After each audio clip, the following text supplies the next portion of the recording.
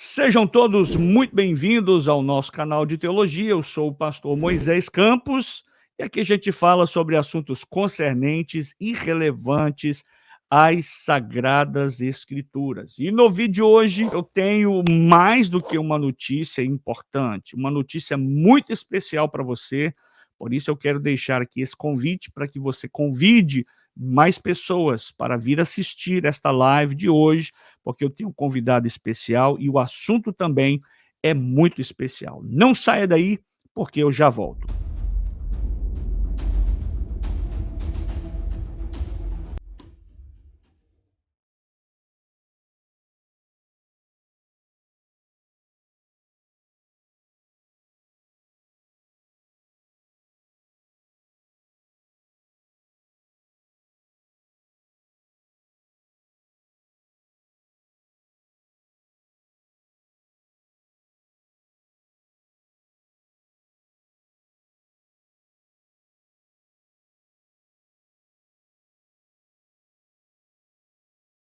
Mas antes, porém, eu gostaria de pedi-lo que você que ainda não se inscreveu no canal, faça isso agora. É rápido, é fácil e é de graça. E clicando no sininho de notificações, também todas as vezes que nós tivermos um vídeo novo no canal, uma live, você será o primeiro a ser notificado. Será que estamos no final dos tempos? Será que estamos no final do mundo, como dizem muitos? A que ponto estamos antes do arrebatamento? Será que estamos vivendo a grande tribulação? Será que vamos ver guerras, situações bíblicas e proféticas como a guerra que nós esperamos biblicamente entre ou o Armagedon ou também a guerra Gog e Magog?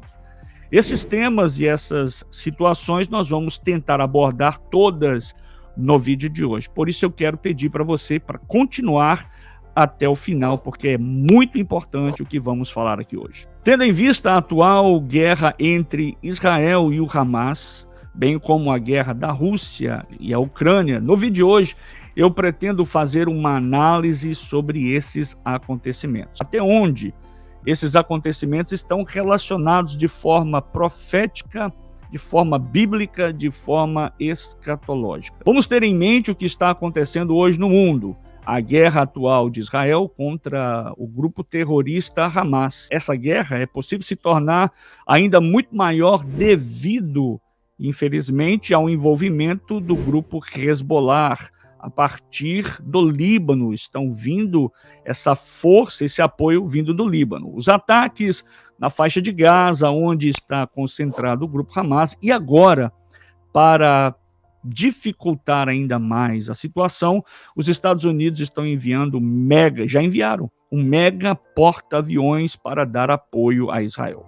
Percebemos aqui um cenário sendo formado. É isso que nós queremos falar e esclarecer para você. Nós que conhecemos a palavra de Deus, as profecias bíblicas, sabemos que é um cenário geopolítico, escatológico, e esse cenário se aproxima ainda mais e que, na verdade, é evidente que as principais profecias que estão guardadas, reservadas para o período posterior ao arrebatamento da igreja. Claro que a tendência hoje, existe uma forte tendência hoje de alguns quererem forçar um cumprimento das profecias bíblicas. E isso não é de hoje. Lembre-se que desde o início dos séculos passados, vemos os que estão, momentos, situações que estão acontecendo, e, por exemplo, nós encontramos, a gente pôde ver, experimentar alguns, né? Viram de perto a Primeira Guerra Mundial, a Segunda Guerra Mundial, a Guerra Fria e tantos acontecimentos, a fundação do Estado de Israel, entre tantos outros conflitos que ocorreram no decorrer de séculos. Infelizmente, muitos acabam, muitas vezes, querendo forçar, eu vou repetir, querendo forçar uma interpretação, querendo relacionar acontecimentos atuais com o que está escrito na palavra. E você sabe que nem sempre isso é verdade. Nós temos que, de fato, estarmos atentos, é claro, e saber que Deus está no controle da história. Deus nunca perdeu o controle. Ele está no controle da história, está orquestrando tudo isso. E o que está previsto na palavra profética ou nas profecias bíblicas irão se cumprir. Agora, o que precisamos colocar em prática ou estarmos atentos, o que precisamos fazer é uma pergunta: quando tudo isso ocorrerá? Inclusive, essa semana, eu conversei com um amigo meu que mora em Israel e me disse: pastor, já vivo em Israel há mais de 20 anos e a última guerra de Israel foi a guerra do Líbano, no ano de 2006, inclusive também contra o Hezbollah, ou seja, há 17 anos atrás. A mídia fala de guerra o tempo todo, mas a guerra que estamos vendo agora, já houveram muitos outros conflitos, e conflitos acontecem em todo o tempo em Israel, mas o que estamos vendo agora é de fato uma guerra. Por isso, meu irmão, por isso, minha irmã, por isso, meu amado ouvinte, o meu convidado de hoje, ele vai falar sobre esse assunto tão importante, que é o que está acontecendo entre Israel e os árabes, os palestinos. E nós vamos aprender também muito com a palavra de Deus. O meu convidado é o pastor Adolfo Pereira, pastor da Assembleia de Deus Central, o Templo Central das Assembleias de Deus em Belo Horizonte, presidida pelo pastor Paulo César Pereira. Pastor Adolfo Pereira é bacharel em teologia pela Faculdade Unida de Vitória, no Espírito Santo, pós-graduado em TCC, Terapia Cognitiva Comportamental. Por isso eu quero dar uma saudação de bem-vindas e seja muito bem-vindo, meu querido amigo, reverendo Adolfo Pereira. Seja bem-vindo, meu querido pastor, reverendo Adolfo Pereira. Como vai o senhor?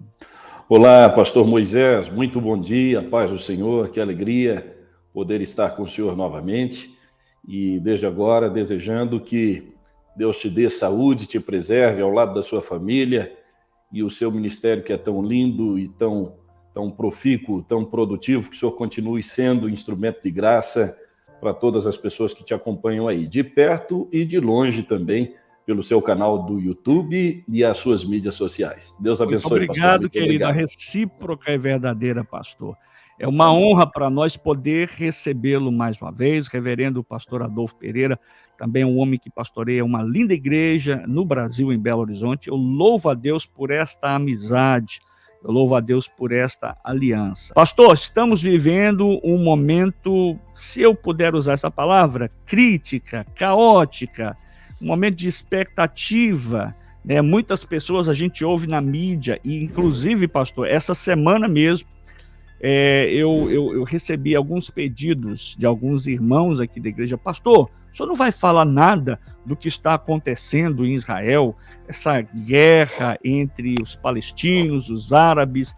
E eu disse: amados, eu já ouvi muita gente falar por aí, eu estou esperando um pouquinho a poeira baixar para a gente conseguir levantar argumentos, né, mais convictos e ter esta convicção. Eu quero confessar, pastor, que no início desse burburinho de guerra, eu fiquei um tanto quanto desconfiado, cético da situação. Porém, ao decorrer do tempo e da evolução, do crescimento, da magnitude de tudo que está acontecendo, eu já começo a observar com outros olhos e estar mais atento. Não que eu não estivesse atento, mas mais atento. Então, pastor, hoje eu gostaria muito, né, mais uma vez, a última vez que nós estivemos juntos aqui numa live, eu não sei se o senhor se lembra, foi há 3 meses atrás. O senhor lembra disso, pastor? Claro, pastor, perfeitamente. E hoje nós vamos falar, aproveitando o ensejo, a situação, e nós vamos falar sobre esse assunto tão importante. Eu já tenho aqui também, pastor, para mais adiante, algumas perguntas para a gente fazer mediante esse acontecimento, né? O que está acontecendo. Eu vou deixar com o senhor para que o senhor possa nos conduzir nesse debate, né? Nessa live de hoje, nesse diálogo que nós vamos ter aqui sobre o que está acontecendo no Oriente, entre Israel, os palestinos, os árabes. Inclusive, eu quero deixar aqui também um adendo, que há mais ou menos umas 3, 4 semanas, se eu não estiver equivocado, eu gravei uma live, eu fiz um vídeo sobre, eu não sei se o senhor assistiu, se o senhor acompanhou, provavelmente deve ter acompanhado, o pronunciamento do primeiro-ministro de Israel, Benjamin Netanyahu, aonde ele estava propondo, mais uma vez, um tratado de paz, mais uma vez, com os palestinos. Inclusive, ele mencionou o tratado que o presidente, na época dos Estados Unidos, Donald Trump, tentou fazer em 2020, que se chama o Tratado de Abraão, né?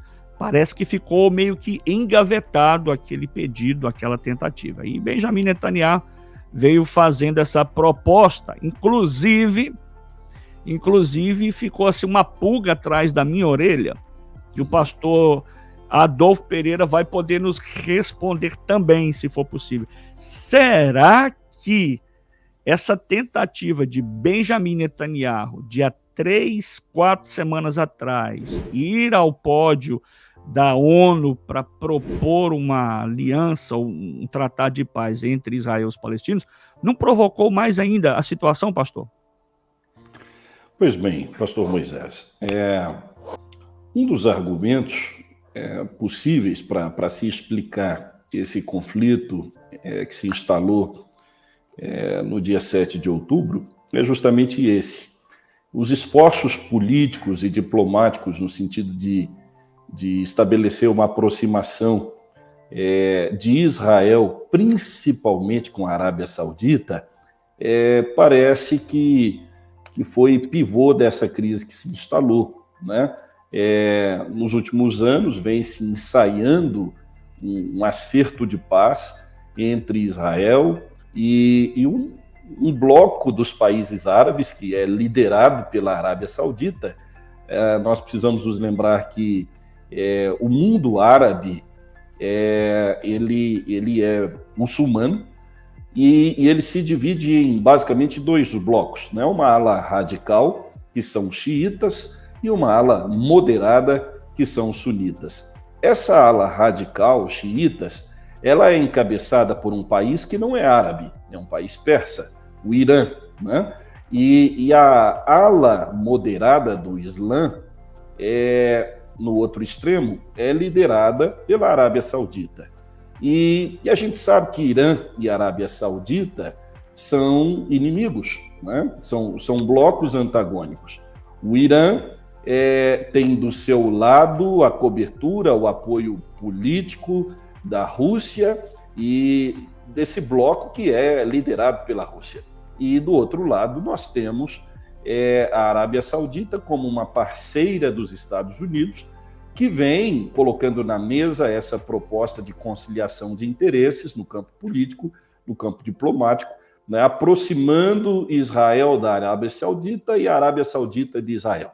Então, parece que os acordos estavam costurados para acontecerem aí, né, por esses dias, e ao que tudo indica, essa ala radical do Islã, liderada pelo Irã, que inclui o Hamas, não gostando dessa aproximação de Israel e Arábia Saudita, repito, com a mediação dos Estados Unidos, parece sim, pastor, que isso aí foi um estupim para esse conflito que se estabeleceu de 2 semanas para cá. Mas a gente tem também outros fatores, né? E, inclusive, vamos aproveitar o ensejo, né? Sendo nós amantes da palavra de Deus, o senhor sendo teólogo, a gente também vê por detrás disso tudo, né? Até eu quero aproveitar aqui a primeira, já entrar fazendo a primeira pergunta para o senhor: como é que a gente vê esse atual conflito entre Israel e o Hamas? Porque ficaria simplesmente em palavras se a gente usasse aí argumentos geopolíticos, a questão geográfica, territorial, mas como bons amantes da palavra de Deus, conhecedores, e o senhor como um bom teólogo, como o senhor vê essa situação entre Israel, o Hamas, à luz das profecias bíblicas, da palavra profética apocalíptica? Então, pastor, a gente precisa levar em consideração pelo menos duas dimensões. A primeira delas é a dimensão histórica e a segunda é a dimensão escatológica. Ou seja, esse conflito entre Israel e Hamas, nós precisamos buscar uma compreensão da origem dele, né? Isso é um olhar para o passado, é um resgate histórico, e também imaginar onde é que isso pode chegar, é um olhar para frente, né, que vai nos levar ao campo da escatologia. Historicamente, pastor, nós também precisamos dimensionar esse nosso olhar para a história antiga e para a história recente, né? Na história antiga, nós sabemos que esse conflito nasce, convenhamos, em Abraão, né, 4.000 anos atrás. Mais para frente, a gente pode falar disso com um pouco mais de amplitude, e nesse momento eu gostaria de falar da história recente.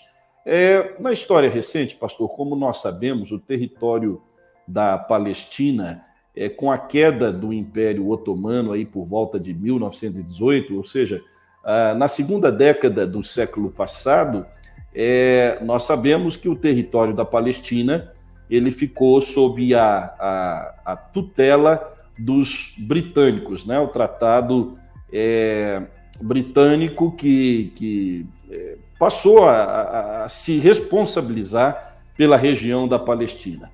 E nós sabemos que naquela época os judeus eram muito perseguidos na Europa, e por conta das perseguições, né, que teve o ponto culminante no Holocausto, né, a perseguição de Adolf Hitler, mas antes disso, na Rússia, por exemplo, os judeus foram vitimados pelos pogroms, né, uma perseguição descarada na Rússia imperialista, depois na União Soviética, enfim, na verdade, toda a Europa, esse antissemitismo exacerbado era algo muito comum no início do século passado. E os judeus, que àquela altura não tinham terra, não tinham um lugar para chamar de seu, não tinham uma nação, vale lembrar aqui que desde o ano 70 dessa era, né, com a invasão do general Tito do Império Romano a Jerusalém, iniciou-se ali a segunda diáspora, e essa segunda diáspora judaica perdurou por quase 2.000 anos,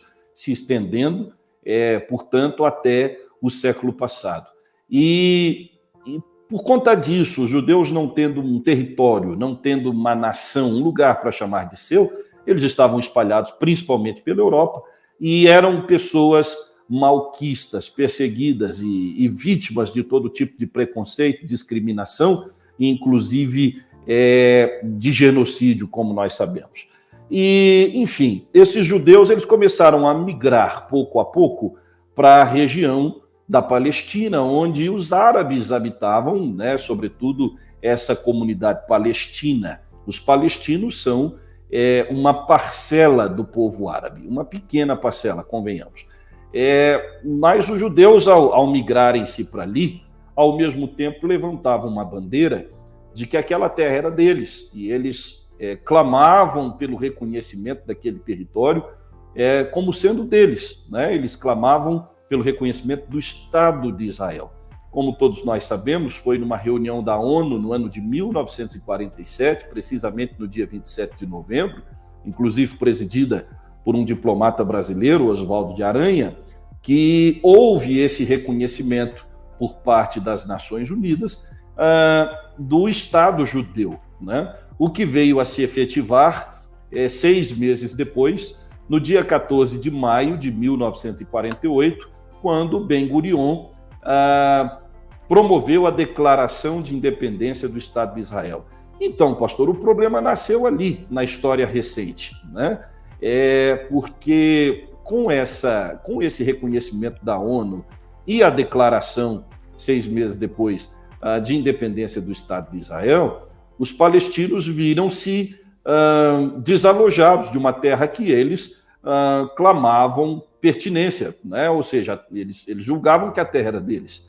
E de lá para cá, pastor, desculpe, eu acho que é importante considerar aqui Sim. que o Tratado da ONU que deu reconhecimento ao Estado de Israel em 1947, também previa o reconhecimento do Estado palestino.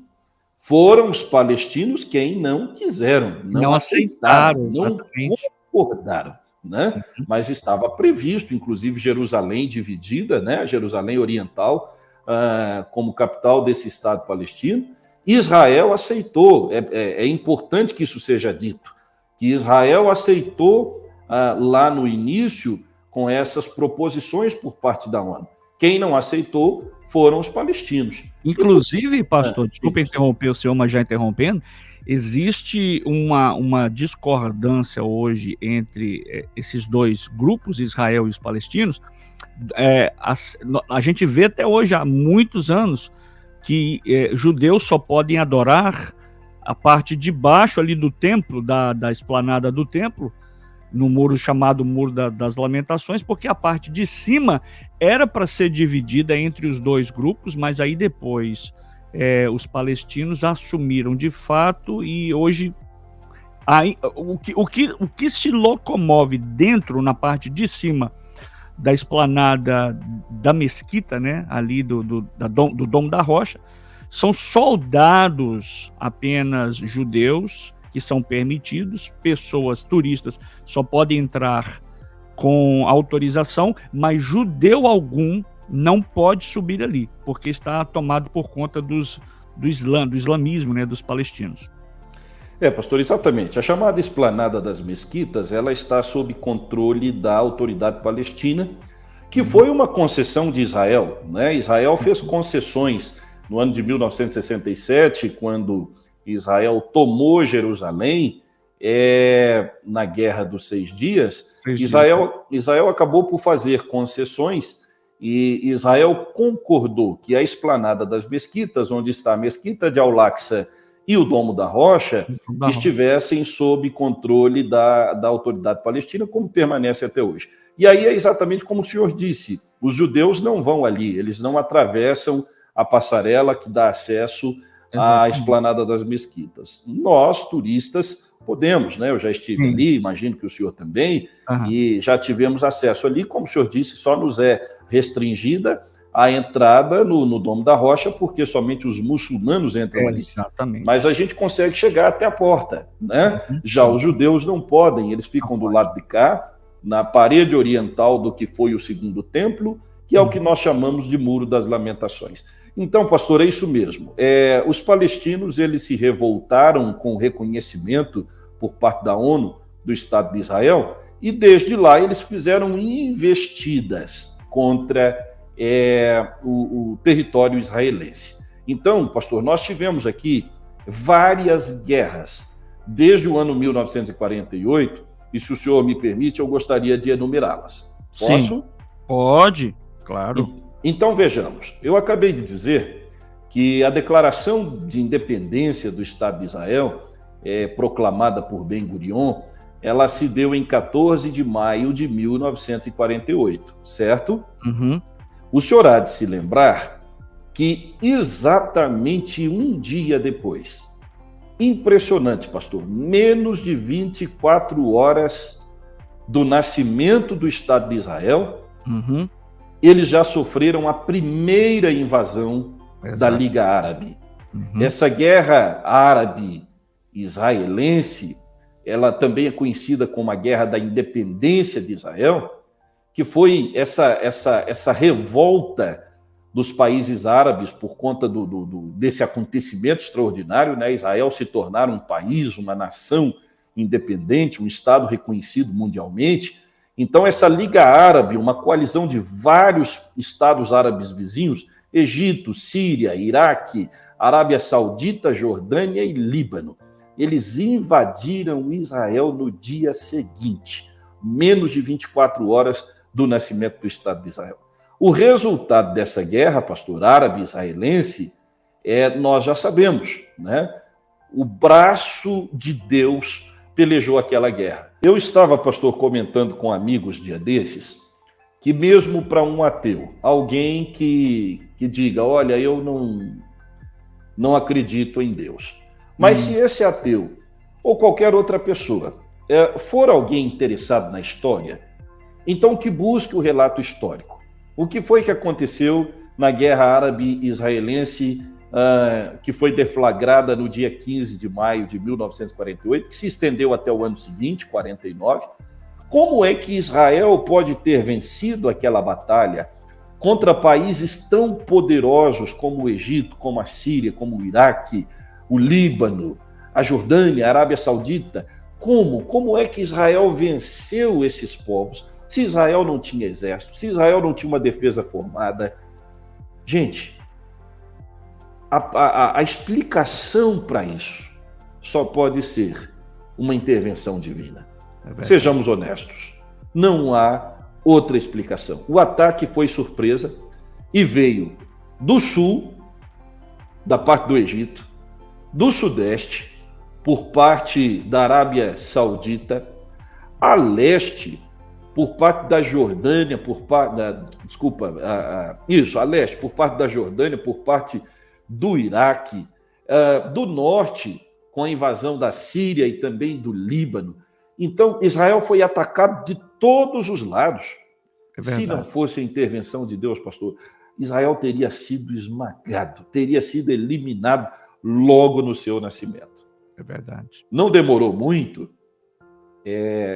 praticamente 7 anos depois, aí nós tivemos uma segunda guerra, no ano de 1956, que ela é chamada a Guerra do Suez, uma crise que se instalou na região do Canal do Suez, que está ali entre o território de Israel e o território egípcio, mas que pertence ao Egito, né? E essa guerra ela envolveu, ao lado de Israel, o Reino Unido e a França. E eles fizeram uma intervenção militar no Egito, depois do Egito nacionalizar o Canal de Suez, né, através do seu presidente da época, o Gamal Nasser.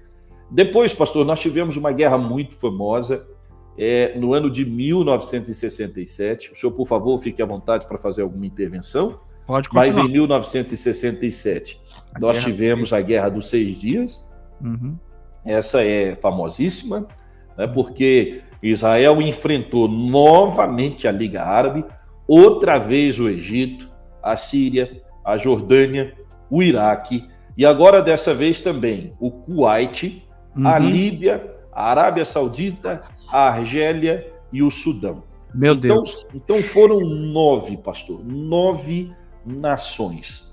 Algumas delas poderosíssimas em termos bélicos. Algumas delas muito poderosas em termos bélicos. Invadiram Israel outra vez, e essa guerra, pastor, extraordinariamente durou apenas 6 dias. Menos de uma semana. Como alguém pode oferecer uma explicação científica para um resultado como esse? Somente uma intervenção divina poderia favorecer Israel, como favoreceu.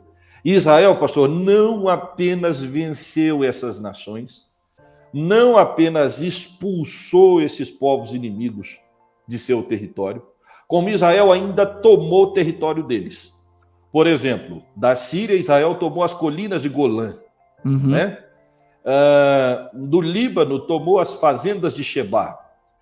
Da Cisjordânia, tomou Jerusalém Oriental, né? Da Jordânia, tomou Jerusalém Oriental e o que nós conhecemos hoje como Cisjordânia. Do Egito, tomou a faixa de Gaza e a península do Sinai. Então, o território de Israel cresceu. O domínio de Israel cresceu extraordinariamente a partir da Guerra dos 6 Dias, que teve esse resultado tão extraordinário. E, claro, outra vez, por conta da intervenção divina, porque não tem outra explicação. E, pastor Adolfo, muitas das perguntas que eu já tinha aqui para fazer para o senhor nesse assunto são tantas. Eu acredito que essa live, já temos aí meia hora de live falando sobre o contexto histórico, né? A gente sabe que por detrás de todos esses acontecimentos históricos, políticos e também geopolítico da situação e geográfico, né, existe o conteúdo profético apocalíptico. Existem, pastor, passagens, porque eu já ouvi muito, já fui indagado, já fui perguntado, já ouvi muitas pessoas falando aí na internet. Eu quero direcionar essa pergunta ao senhor. Existe alguma passagem específica na Bíblia que o senhor acredita estar relacionado diretamente com o conflito Israel-Hamas?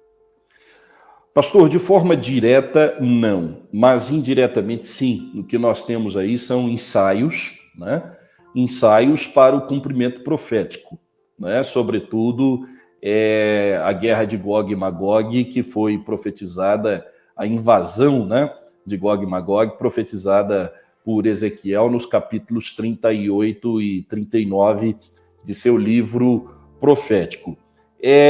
Parece, pastor, que nós estamos caminhando para esse cenário. É claro que ninguém pode afirmar que exatamente agora esse conflito Israel, mundo palestino, sobretudo o Hamas, né, que ele vai escalar e vai atingir a grandeza, né, de envolver as nações como a Rússia, como o Irã, como os Estados Unidos, mas ninguém pode ignorar, ninguém pode fechar os olhos para o fato de que essas nações já estão ali, na periferia do acontecimento, né? Os Estados Unidos já mandou o seu maior navio de guerra para o mar Mediterrâneo, já posicionou alguns dos seus navios também no Mar Vermelho, a Rússia já mandou os seus caças para supervisionarem essa movimentação dos Estados Unidos. Algum movimento da China, não? A China, pastor, vem a reboque. Aham. Tanto na profecia, né, de Gog e Magog, que ela não... Porque falando da profecia de Gog e Magog, são os reinos do norte, e justamente são esses... Eu vou até colocar um mapa na tela para facilitar aí a visualização e o entendimento dos irmãos. Justamente essas nações aí, Rússia, Irã, China, mais alguém que o senhor mencionou? Então, pastor, os atores principais hoje nesse conflito do Hamas com Israel são esses que nós acabamos de mencionar, né? A Rússia, o Irã e os Estados Unidos. Só que a gente precisa saber que os Estados Unidos e a Rússia encabeçam dois blocos antagônicos, né? Os Estados Unidos é o maior parceiro, o maior aliado histórico do Estado de Israel e, como disse o próprio presidente dos Estados Unidos, que por sinal é um democrata, e a gente sabe que o Partido Democrata não tem a mesma tradição que o Partido Republicano de apoiar Israel em suas causas. Ainda assim, o presidente, sendo democrata, o Biden, ele já colocou a nação inteiramente à disposição do Estado de Israel, e os Estados Unidos estão fechados com Israel até o fim. Inclusive, essa semana ele esteve lá tentando dar um apoio sobre os atentados na faixa de Gaza, né, pastor? Perfeitamente. Por conta desse apoio estratégico dos Estados Unidos a Israel, a Rússia se posiciona em contrário. Exatamente. E a Rússia, pastor, ela é um ator no cenário profético escatológico, né? A Rússia, assim se crê na interpretação literal da profecia, né? Nós chamamos isso na escatologia de dispensacionalismo clássico, né? Que é baseado principalmente numa interpretação literalista das escrituras e também na distinção entre os povos e as alianças, né? Antiga aliança é uma coisa, nova aliança é outra coisa. Israel na antiga aliança é um povo, igreja na nova aliança é um outro povo. O dispensacionalismo se baseia nisso. E nessa interpretação literalista das escrituras, nós acreditamos que a Rússia ela está contemplada na profecia de Ezequiel nos capítulos 38 e 39, ainda que nas versões em português ou mesmo em inglês, na maior parte das versões do mundo, o nome Rússia não aparece nitidamente, mas se a gente fizer consultas aí um pouco mais aprofundadas, inclusive a Septuaginta, né, que é uma tradução do hebraico para o grego koiné, de 3 séculos antes de Cristo, que é altamente acreditada, né, essa Septuaginta, ela lá consta na profecia de Ezequiel 38, o nome Rosh, né? Que nós acreditamos que seja o radical da palavra Rússia. Então, assim, para todos os efeitos, pastor, e sendo assim bem superficial para poder ganhar tempo. Vou colocar o texto da Septuaginta aí para o pessoal ver, tá, pastor? Olha, que excelente, pastor. Enquanto isso, eu vou então ler aqui o capítulo 38, verso 2. Filho do homem, dirige o rosto contra Gog, terra de Magog, príncipe e chefe de Meseque de Tubal, e profetiza contra ele. Eu não sei, pastor, se a gente vai ter muito tempo, acredito que não, para eu oferecer aqui uma explicação mais aprofundada. Mas, assim, de forma bem sintética, para não deixar o nosso ouvinte no vácuo, essa versão em português, filho do homem, dirige o rosto contra Gog. Quem é Gog? Gog é um título de uma liderança, né, uma liderança futura, que vai coordenar uma ação de invasão ao território de Israel. Da terra de Magog. Essa terra de Magog, pastor, é um vasto território geográfico que compreende ali um pedacinho da Europa, onde está hoje a Ucrânia, até a região do Cáucaso, do Mar Negro, mas principalmente o sul da Rússia. Principalmente o sul da Rússia. Então, esse terra de Magog aqui já corresponde ao território russo. Príncipe e chefe de Meseque de Tubal. E é aqui que está, pastor, um detalhe muito interessante de se observar. Ezequiel 39:1, isso. Se alguém quiser conferir na versão atualizada, a Bíblia revista e atualizada, a ARA, né? Almeida... Vou colocar aí na tela também, pastor. Olha que interessante. A Almeida revista e atualizada, ela não traduz da mesma forma que a corrigida. A corrigida traduziu o termo Rosh. O senhor que é um falante de hebraico, é um hebraísta, o senhor sabe, pastor, que Rosh no hebraico é cabeça. Também pode ser traduzido como maioral, como líder, não é? Então, a versão corrigida, ela considerou aqui a palavra hebraica Rosh como um substantivo comum. Por isso ela traduziu a palavra hebraica como chefe, príncipe e chefe, né? A atualizada não faz isso. A atualizada não trata o termo Rosh como um substantivo comum. Ela trata como um substantivo próprio. Substantivo próprio é aquele que dá nome a algo ou a alguém. E todo nome, como substantivo próprio, tem letra maiúscula. E nomes não são traduzidos. Então, a atualizada não traduziu. Então, na versão atualizada está assim, príncipe de Ros. Sim ou não, pastor? Exatamente. O senhor conseguiu conferir? Eu não vejo aqui, se o senhor colocou na tela, eu estou com a Bíblia em hebraico aberta aqui, pastor. Vou colocar disponível para o pessoal depois. Perfeito. Então, pastor, a versão atualizada, ela se espelha na Septuaginta, porque a Septuaginta também não traduziu esse substantivo. Vamos raciocinar. O que é a Septuaginta? Aquele ajuntamento lá dos 70, né? Acho que 72...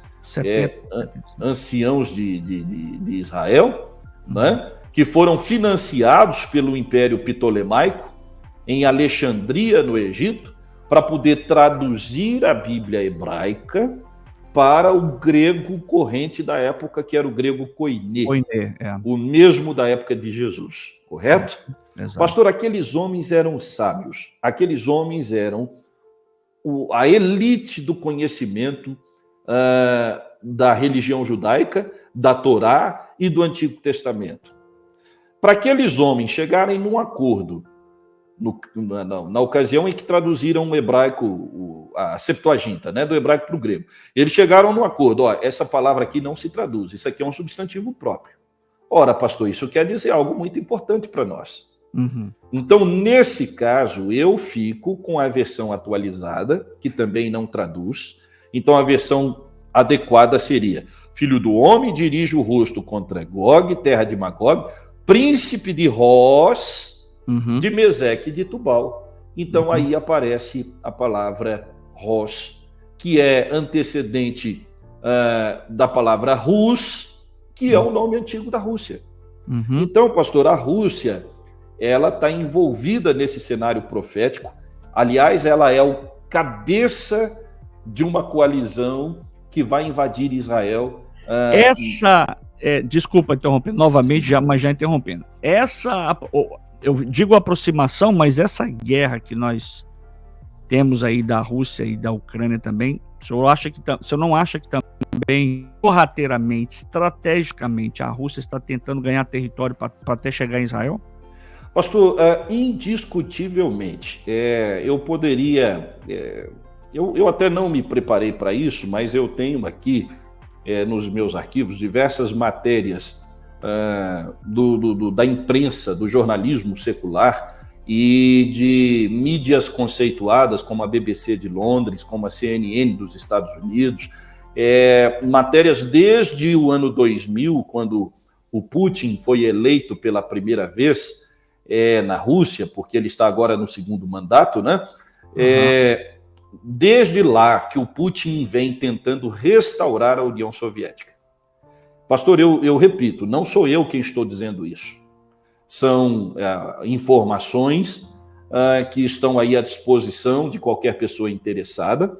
Pode buscar na BBC, pode buscar na CNN, pode buscar em fontes críveis, fontes acreditadas, que o Putin trabalha pela restauração da União Soviética. Ora, onde é que ele quer chegar com isso? Pastor, de forma direta, a invasão da Ucrânia não tem a ver com esse cenário, de forma direta. Mas indiretamente, sim, porque também são ensaios. O mundo está polarizado, né? São dois polos, são dois blocos.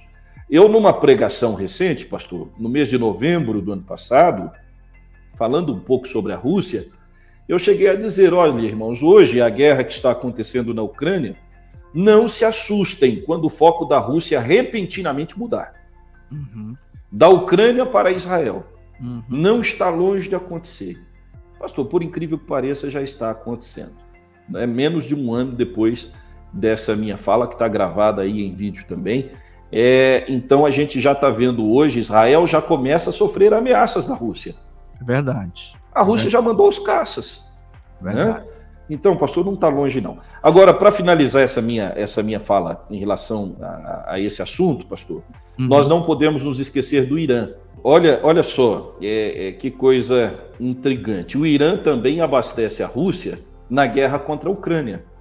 Eu não sei quantos sabem disso, mas o Irã manda inteligência e armamento para a Rússia destruir a Ucrânia. Né? Inclusive os drones kamikazes que a Rússia vem usando aí em toda essa guerra contra a Ucrânia são de fabricação iraniana.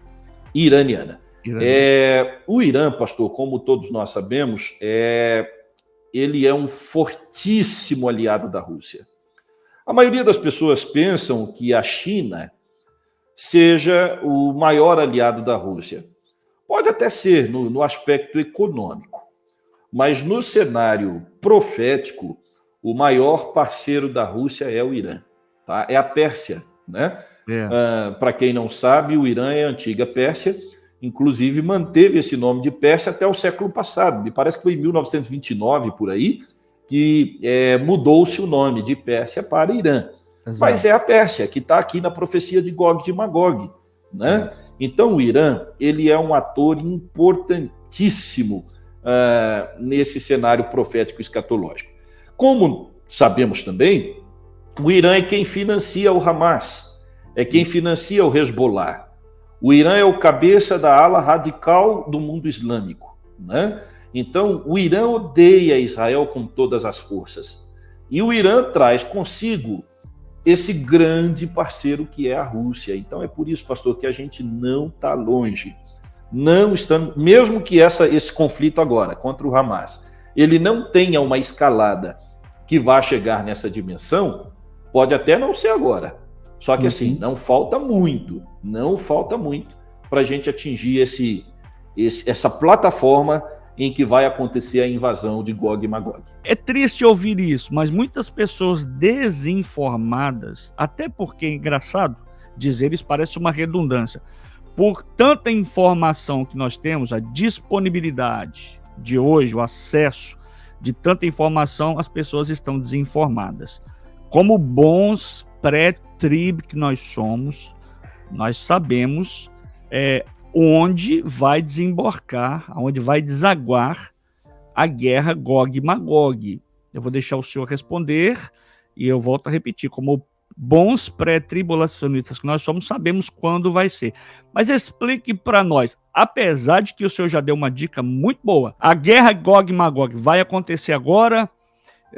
Vai haver o arrebatamento? Como é que funciona essa escalada, essa ordem cronológica dos fatos? Pastor, dentro do dispensacionalismo clássico, que tem aí em Dwight Pentecost, em John Walvoord, alguns dos seus defensores mais proeminentes, né? Nós temos também o George Led, enfim, não existe um consenso em relação ao tempo exato da ocorrência dessa invasão de Gog e Magog, essa invasão ao território de Israel por parte de uma coalizão de nações. Pastor, quem são os atores Vamos dar nomes a eles, então? Isso. A profecia fala em Gog, eu já disse que Gog vai ser o líder, né? Fala de Magog, Magog é o território russo, majoritariamente. Príncipe e chefe de Meseque e Tubal. Quem são Meseque e Tubal nesse cenário? Existe aqui uma especulação de que possam se referir a duas cidades russas, Meseque e Moscou, Tubal, Tobolsk. Mas é importante dizer que isso também não é um consenso, tá bom? Aí nós temos ainda a menção de Gomer. Gomer refere-se a um povo muito antigo que originou-se na Alemanha Oriental e que migrou depois, mais tarde, para a região da Anatólia, na Turquia. Então, Gomer compreende aqui uma parte da Turquia, como também Togarma, e nós temos ainda a menção de Cush e de Put, né? Cush é Etiópia, Put é Líbia. Sul do Egito, na região do Sudão. Cush. Correto, exatamente. Vou colocar na tela aí para o pessoal assistir, pessoal ver. Perfeitamente, pastor. Então, esses são os atores. Essas nações serão lideradas pela Rússia, né? Por esse príncipe, esse grande líder russo. Desculpa novamente, por isso vem o nome Rosh, cabeça. Ele será o cabeça. Exatamente, pastor. Se eu posso, né, usar essa expressão sem querer forçar nada no texto, né? Exatamente, pastor. Mas é isso que o texto está nos dizendo, né?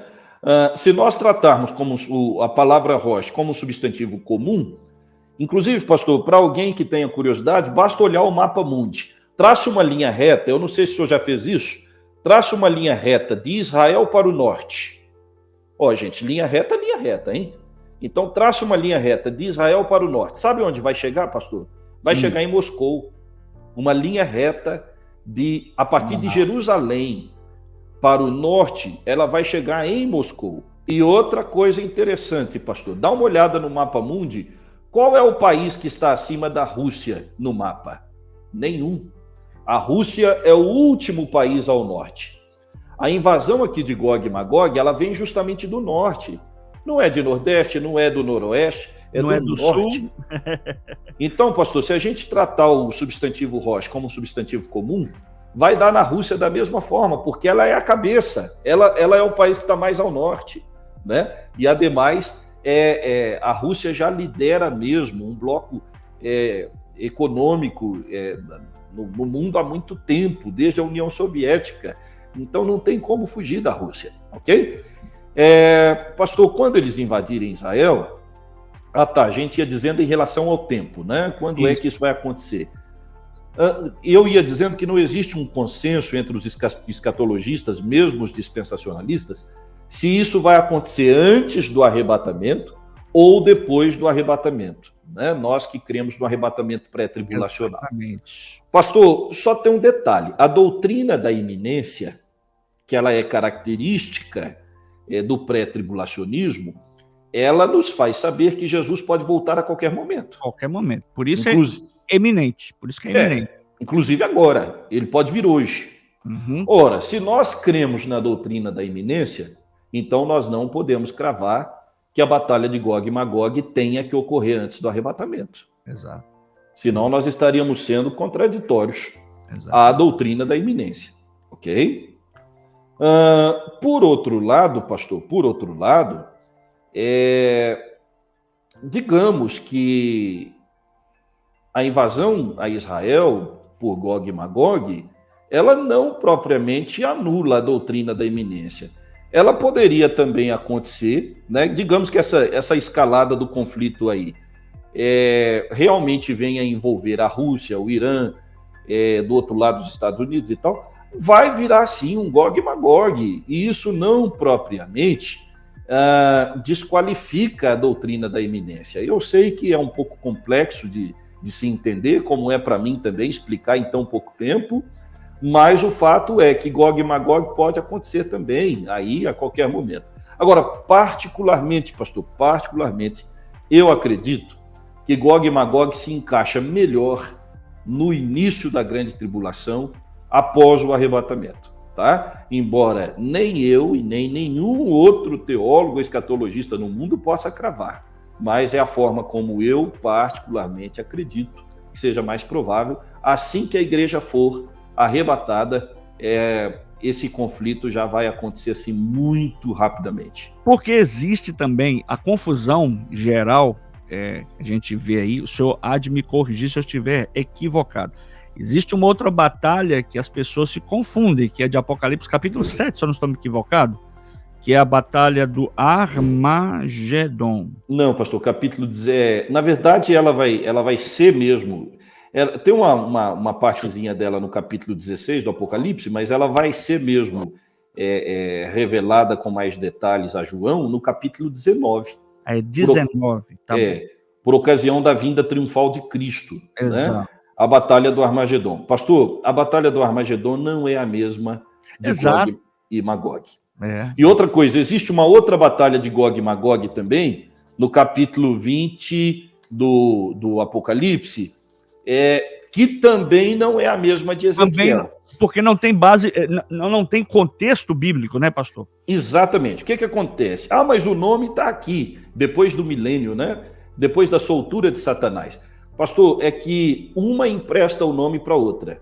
Uhum. Uma é sombra da outra. Uma é o ensaio da outra. Mas não são a mesma coisa. Tá? A de Gog e Magog do capítulo 20, ela é depois do milênio. E a de Gog e Magog de Ezequiel ao que tudo indica, no início da grande tribulação. Quem sabe, pastor, e que não é a mesma batalha do Armagedon. Mas antes de falar dessa diferença de Gog e Magog para a batalha do Armagedon, eu queria levantar aqui uma questão. Para a gente pensar mesmo. Quem sabe não será justamente nesse cenário de Gog e Magog que o anticristo vai surgir como homem da paz? Exatamente. Porque quem será o anticristo? Como ele vai aparecer? Ele vai aparecer como um líder político, um diplomata auspicioso, muito capaz, com uma habilidade extraordinária. O senhor veja, a missão do Joe Biden a Israel agora, essa semana, foi considerada fracassada. Não é? Porque ele não conseguiu o objetivo dele. Os grandes líderes hoje europeus estão empenhados na abertura da faixa de Gaza para a entrada de ajuda humanitária, e mesmo a ONU, o Conselho de Segurança da ONU, nesse mês de outubro, presidido pelo Brasil, tudo fracassou, pastor. Todos os esforços diplomáticos estão fracassando. Se essa guerra agora não for controlada, pastor, então vai haver uma escalada. Havendo uma escalada, o Irã vai entrar. O Irã entrando, a Rússia entra. A Rússia entrando, os Estados Unidos entram. Então, assim, com essa escalada, realmente vai se atingir um cenário muito parecido ao de Gog e Magog. Tá? Quais são os outros países que seriam fortemente aliados a Israel, tirando os Estados Unidos? Qual outro país? Reino Unido, França, né? No discurso... Inclusive o Macron, ele fez a sua declaração, ele fez um discurso agora. No discurso, pastor, a Alemanha, né? Isso no discurso, porque na profecia, no cenário profético escatológico, vai saber se a Alemanha não muda de lado. Tá? Mas, assim, pelo menos por hora, a Alemanha, né, ela diz que tem uma dívida com o povo judeu. Então, na verdade, pastor, a União Europeia, né, e o mundo ocidental, por assim dizer, em tese, apoia Israel. Né? Agora, do lado de lá, nós temos a Rússia, que traz a reboque a China, a Coreia do Norte, né? E aqueles países, pastor, que não se fala muito neles, mas que são países fortemente armados, ali da região do Cáucaso, da região do Mar Negro, que são os países que compunham a antiga União Soviética. Azerbaijão, Quirguistão, Turcomenistão, o próprio Afeganistão e por aí vai.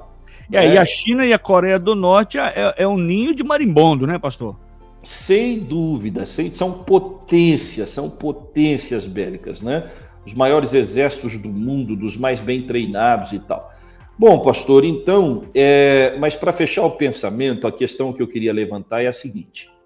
Digamos, isso aqui é uma hipótese, que haja o arrebatamento da igreja e se instale, então, que essas nações invadam Israel lideradas pela Rússia.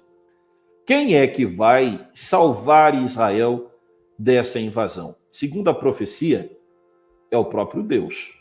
Tá? Deus vai fazer uma intervenção através de acontecimentos cataclísmicos da natureza, fenômenos naturais. A terra vai se abrir, vai engolir esses inimigos de Israel, os cadáveres ficarão expostos no território de Israel, enfim. Só que o mundo vai estar num estado de convulsão, né? E aí o mundo vai precisar desse líder, desse cara com essa capacidade extraordinária de apaziguar, de arrefecer os ânimos, de estabelecer alianças. Então, assim, é uma hipótese, é uma possibilidade, né? Havendo Gog e Magog no início da tribulação, faz sentido que o anticristo surja como esse homem que vai conciliar os interesses dessas nações que vão estar em convulsão com os interesses de Israel. É a famosa aliança de paz de Daniel 9:27. Verdade. Pastor, mais uma vez, o assunto é vasto, é grande, mas eu queria deixar aqui a gente finalizar 1 hora de live, as suas considerações finais nessa live, não que nós não voltaremos a falar, porque eu queria falar mais coisas com o senhor, apesar de que o senhor respondeu muitas das minhas perguntas, eu queria falar futuramente, não hoje, pastor, a situação profética entre Ismael e Isaac, a questão que está por detrás disso tudo, esses conflitos. Mas, porém, no entanto, eu queria que o senhor deixasse aqui conselhos. Eu vi muita gente falando, ouvi muita gente boa falando, muita informação boa, mas eu queria conselhos para os cristãos neste momento. Qual que é a postura?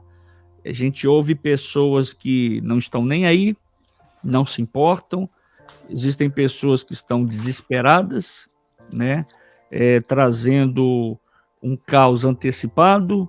De fato, a gente precisa ter calma, paz e manter firme a nossa postura. Quais são os conselhos do senhor para os irmãos, amigos, pessoas que vão nos assistir nesse momento que ainda está desenvolvendo essa questão que nós não sabemos até quando e qual será o tamanho dessa guerra? Se vai acontecer tudo de fato como nós estamos, se eu puder usar essa expressão, prevendo ou imaginando que possa vir a acontecer. Quais são os conselhos para o povo de Deus nesse momento, pastor? Pastor, antes de responder essa sua pergunta, o senhor me dá 2 minutos para eu fechar uma questão que ficou em aberto? Fique à vontade, pastor. Quando eu falei das guerras que Israel travou desde o seu nascimento como nação, eu parei em 1967 na Guerra dos 6 Dias, exato, mas apenas para informar as pessoas que nos acompanham que houveram outras guerras. Ainda em 1967 houve a Guerra do Desgaste, que durou 3 anos. Depois, em 1973, veio uma guerra importantíssima, que é a Guerra do Yom Kippur. Pois essa se deu em 1973. Depois houve a primeira guerra libanesa, que a gente chama de Guerra Civil Libanesa, quando Israel invadiu o Líbano. Aí, em 1987, pastor, estendendo-se até 93, houve a primeira intifada, que foi a revolta, né, dos palestinos. Depois, 2000 a 2005, a segunda intifada. E depois, em 2006, como o senhor mencionou aí, mas no início a guerra do Líbano, né? O senhor disse que essa foi a última guerra de Israel. Guerra, até pode ser, mas na verdade houveram muitos outros conflitos depois dessa guerra, né? Que não deixa de ser guerra também. Em 2008, por exemplo, houve a Operação Chumbo Fundido.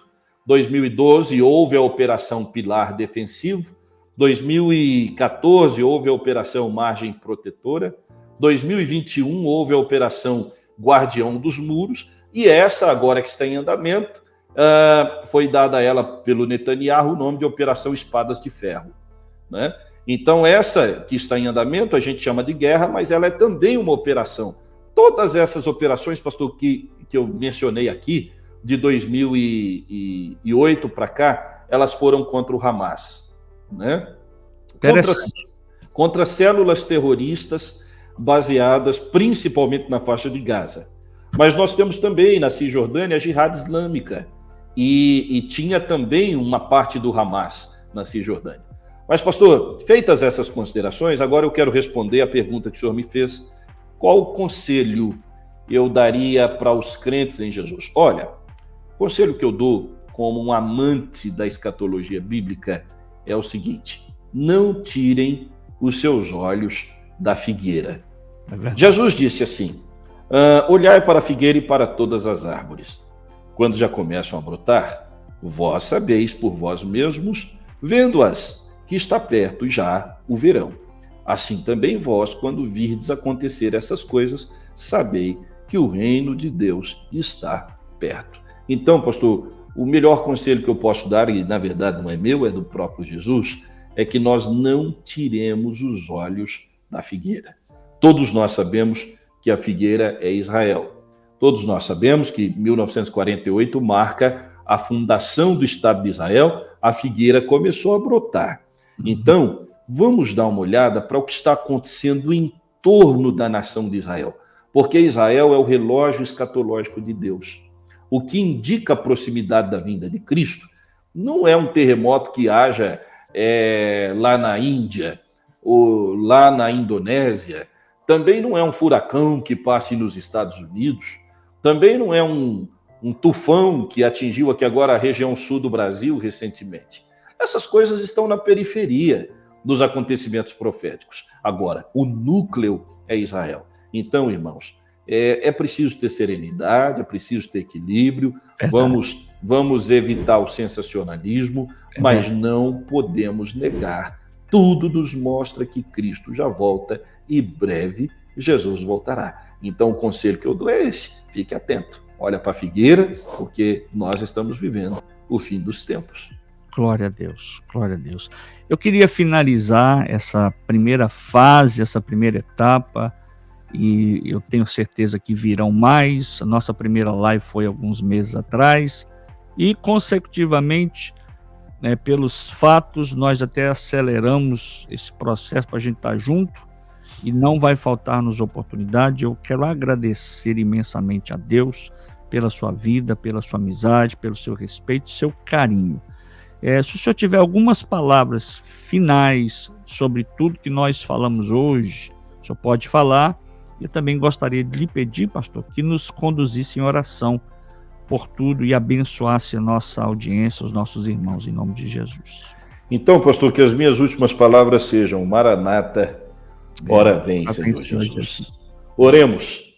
Pai, eu quero dar graças ao Senhor por esse tempo de qualidade que o Senhor nos oportunizou para termos essa conversa, pastor Moisés Campos e eu, e todas as pessoas que nos acompanham, nos acompanharem no futuro, que assistirem esse vídeo. Ó Pai, que o Teu Espírito Santo possa abrir o entendimento e consolidar tudo aquilo que a Sua palavra nos mostra a respeito do tempo do fim, no coração dessas pessoas, e que de fato nós possamos estar atentos quanto à proximidade do fim.